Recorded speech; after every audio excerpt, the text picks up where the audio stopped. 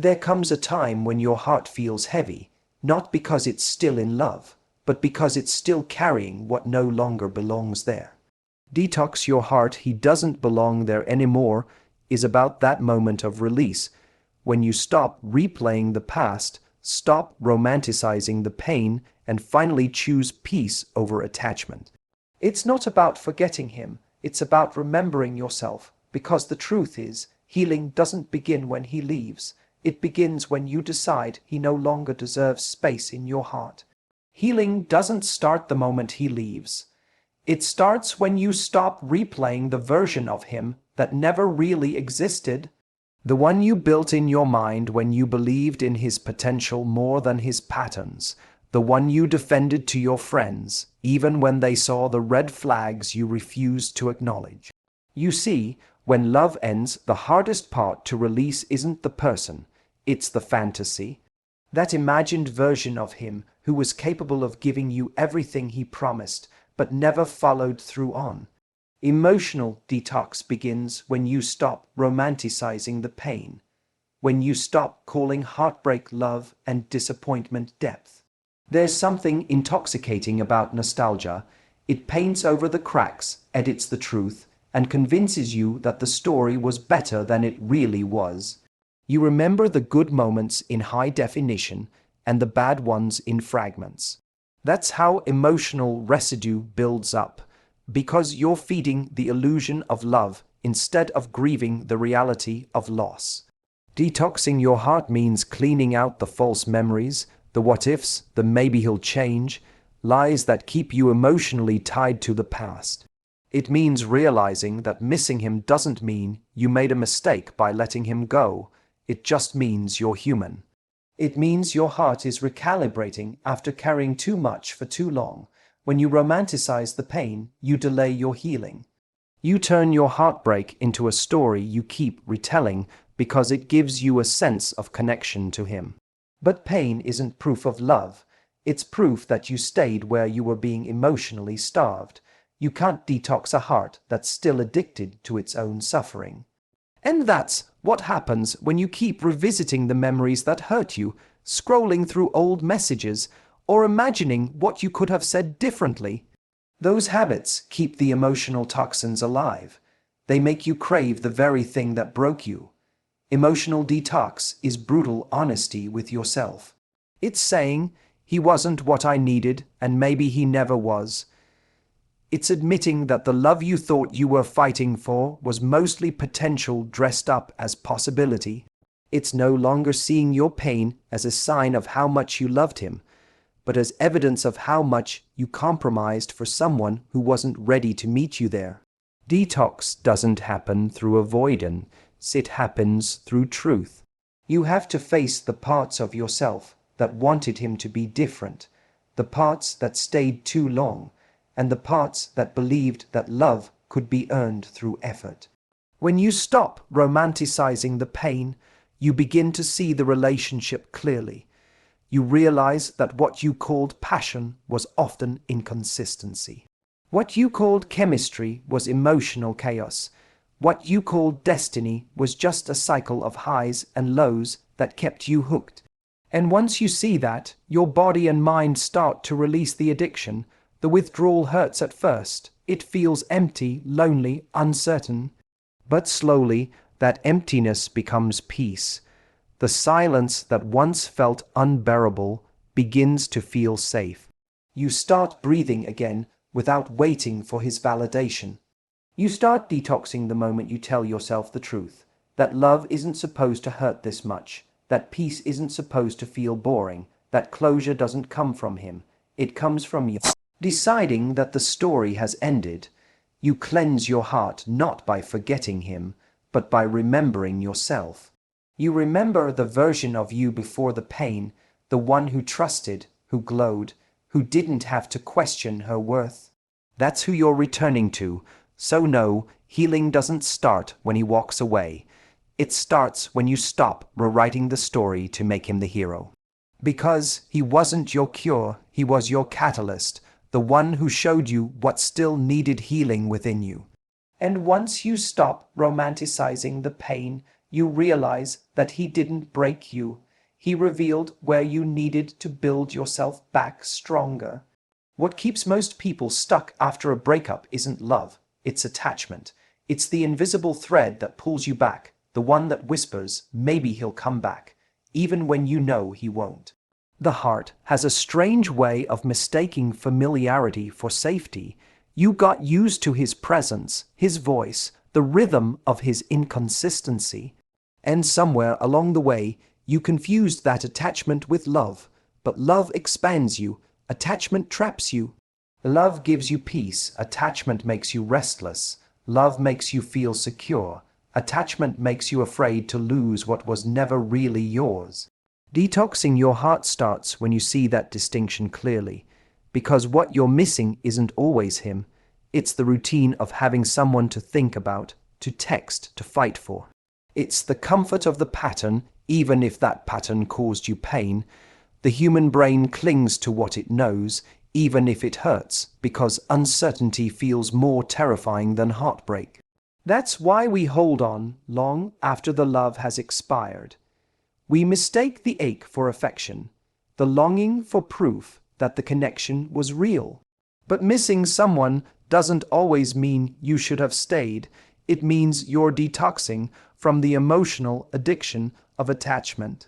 He might have given you moments of attention that felt like oxygen when you were starving for connection. And when he pulled away, you mistook the withdrawal for love. That cycle of being given just enough to stay, then left craving more, is what attachment thrives on. It's like being fed emotional crumbs and calling it a meal. Love, real love, doesn't make you beg to be seen. It doesn't make you shrink yourself to stay close. It doesn't confuse chaos with connection, but attachment does. It trains your heart to crave inconsistency because inconsistency feels like intensity, and when it's gone, your body feels the absence like an addict feels withdrawal. That's why healing hurts so much.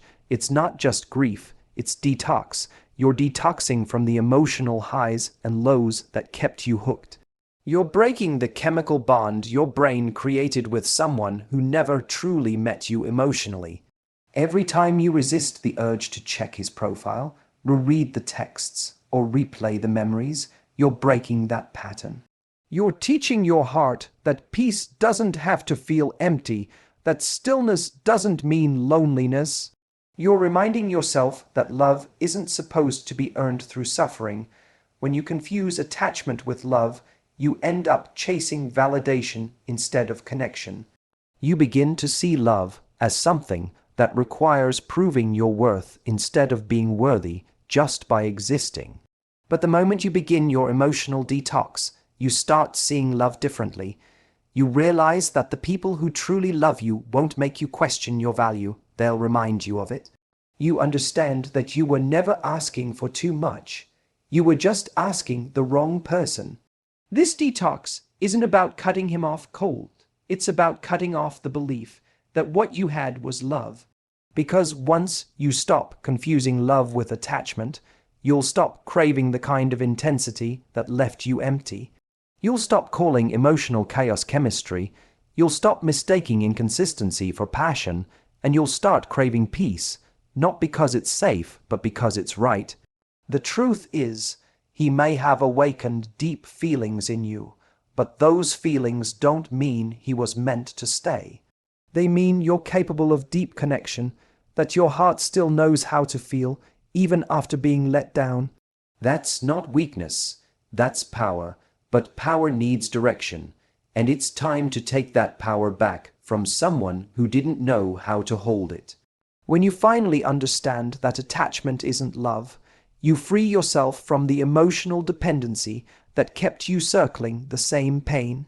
You stop chasing closure from someone who was never capable of giving it.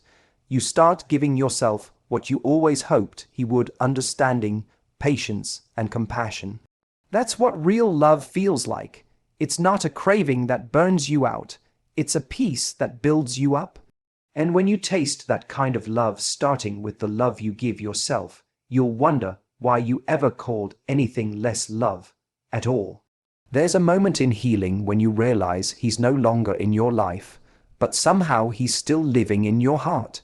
His energy lingers like smoke after a fire, faint but heavy. Every time you see something that reminds you of him, every time a song plays or a memory sneaks in, you feel it. That's emotional residue. It's the leftover energy, the unprocessed emotions, the invisible strings that still pull on you even after you've tried to move on.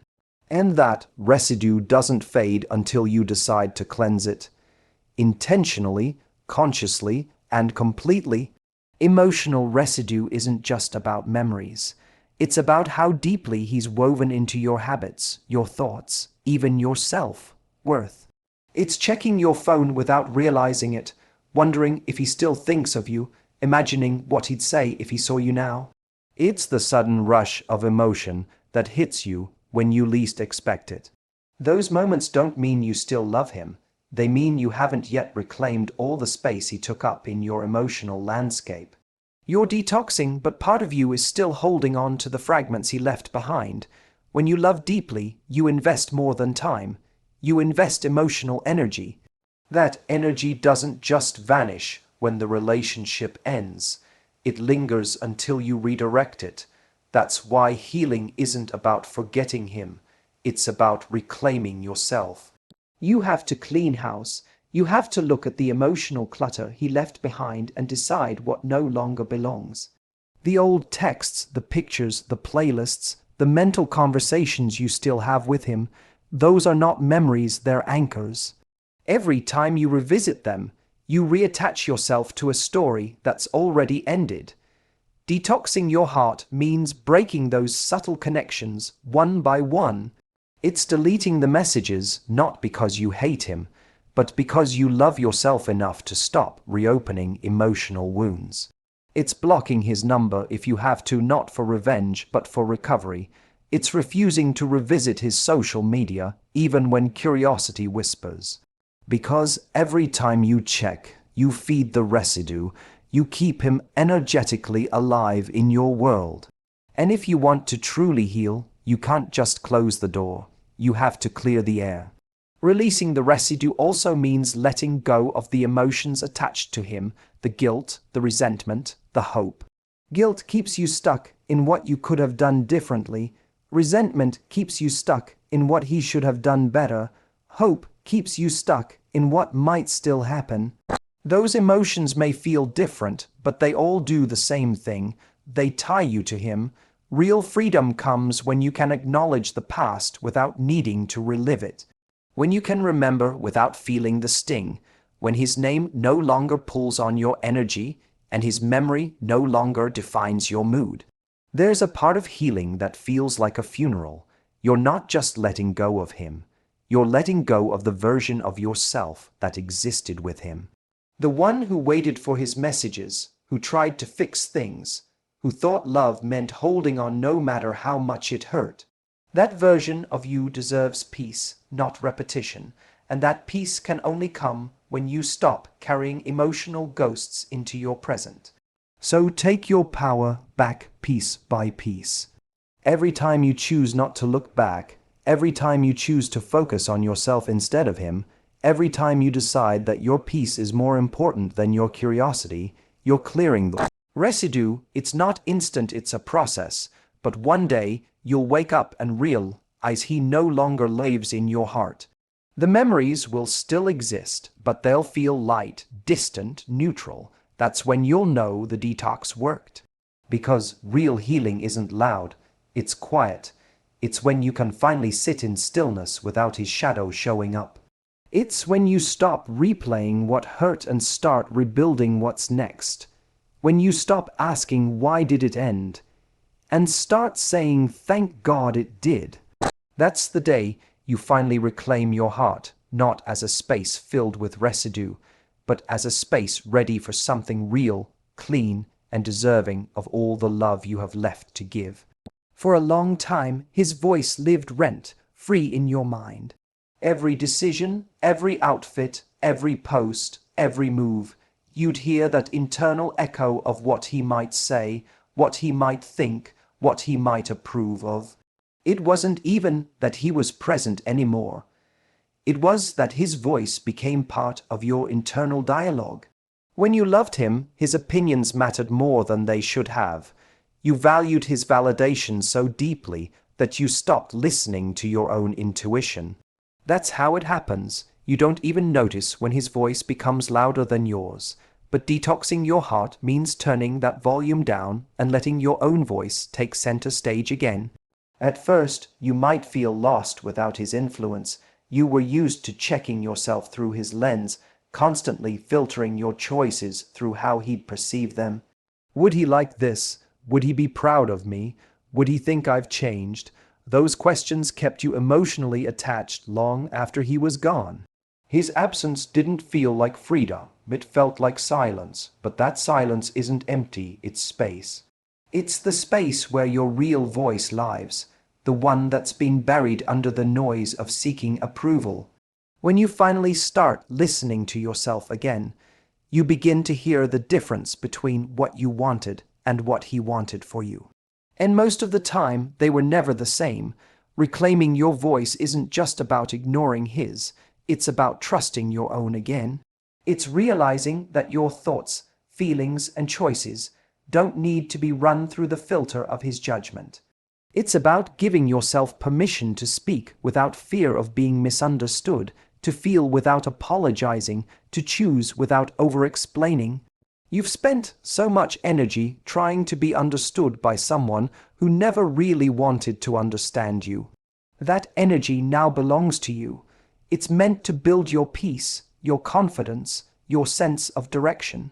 You start noticing how much lighter life feels when you stop waiting for imaginary permission.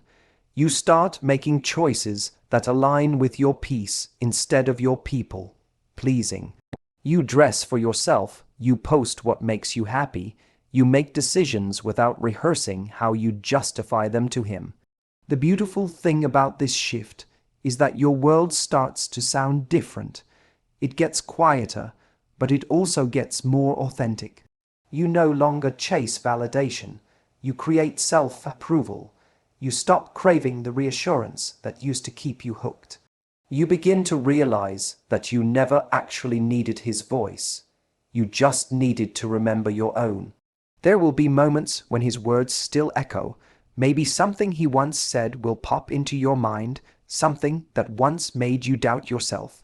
And instead of letting it sting, you'll smile, because now you can see how wrong he was.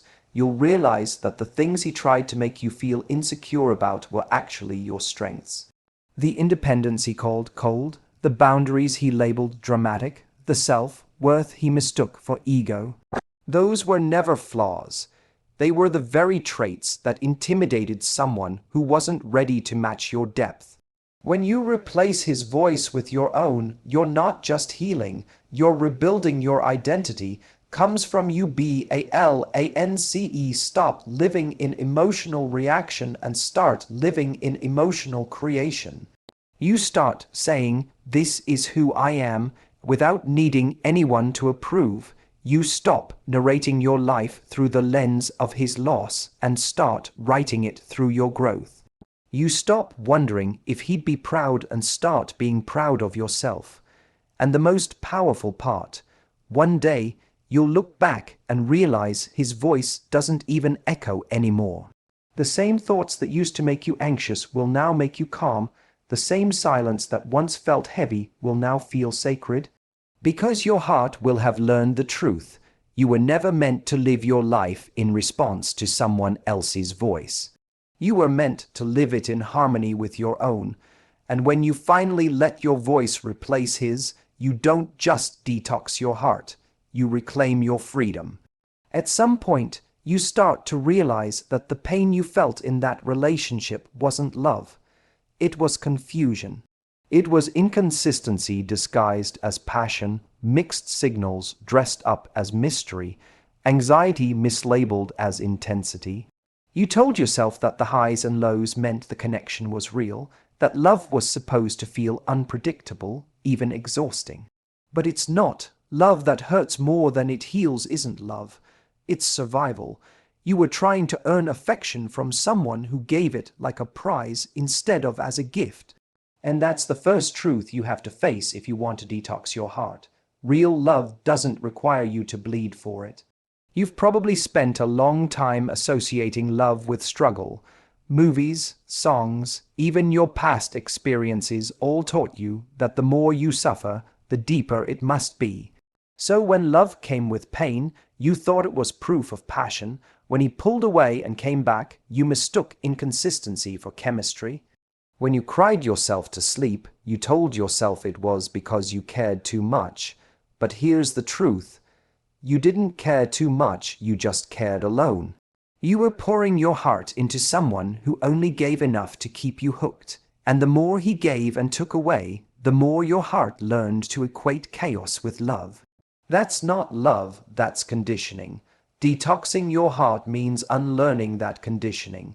It means retraining your emotions to recognize that peace isn't boring, it's safe. That consistency isn't predictable, it's grounding. That someone showing up every day doesn't make them less exciting. It makes them trustworthy. When you've been living off emotional highs and lows, peace feels foreign at first. Its findings were damning because you're used to mistaking adrenaline for connection. But love shouldn't feel like waiting for the next emotional storm. Love should feel like coming home. That's the challenge of emotional detox. It's not just letting go of him. It's letting go of the version of love you learned from him. You have to cleanse your heart of the idea that love is supposed to be difficult, that it has to come with heartbreak, that you have to lose yourself to prove you care. Real love doesn't demand you to abandon yourself. It doesn't thrive on confusion or control. It allows you to rest in it, to be seen, understood, and respected without begging for the bare minimum. You may find yourself missing the intensity sometimes, the excitement, the drama, the emotional roller coaster. That's the addiction talking, not your heart. It's the part of you that was trained to crave attention in bursts instead of receiving love in flow. But as you detox, that craving fades. The more peace you experience, the more you'll start to see that love doesn't need to hurt to be real. You'll start noticing the red flags you used to romanticize. You'll realize that if love makes you anxious, it's not love, it's attachment. When you finally relearn what love feels like, you'll understand that love is not about sparks, it's about warmth. It's not about butterflies, it's about safety. It's not about losing yourself, it's about finding more of who you are with someone who adds to your peace, not takes from it. You'll no longer chase the emotional chaos that once thrilled you. You'll crave the quiet security of someone whose presence doesn't make you question your worth. And maybe one day, when real love finds you, it will feel so calm that you'll almost miss the storm. But then you'll smile because you'll remember what chaos cost you.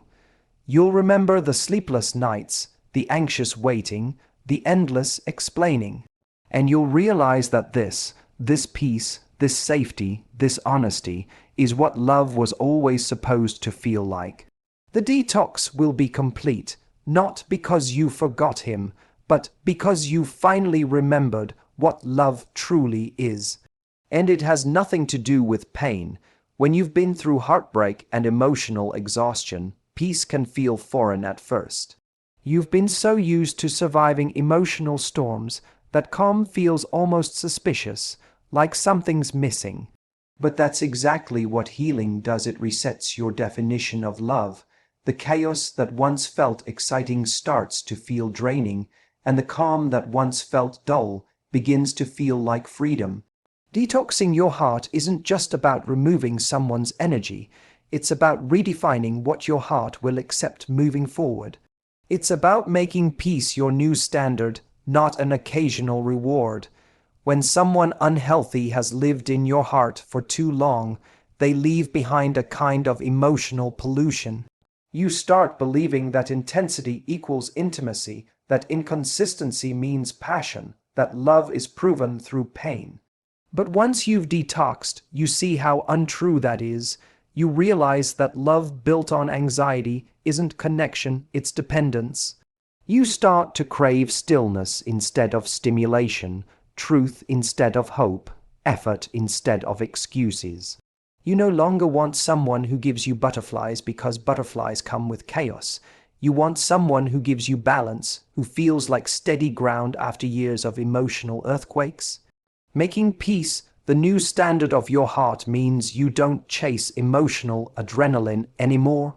You don't confuse someone's ability to make you feel everything with their ability to make you feel safe.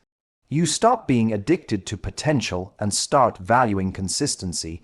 The same traits you once overlooked, kindness, dependability, emotional maturity, become the most attractive things in the world. Because now, your healed heart knows that peace is not the absence of love, it's the presence of emotional safety. You start to feel it in your choices. You stop answering texts from people who only message when they are bored. You stop explaining your worth to people who don't listen.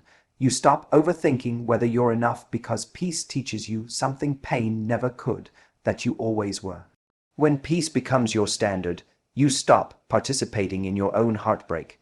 You no longer romanticize people who make you feel small or unseen.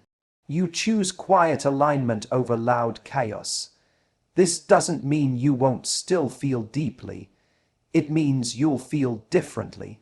You'll stop feeling anxious in love and start feeling secure. You'll stop fearing abandonment and start trusting presence. Because when your heart is clean, love no longer feels like something to survive. It feels like something to grow in.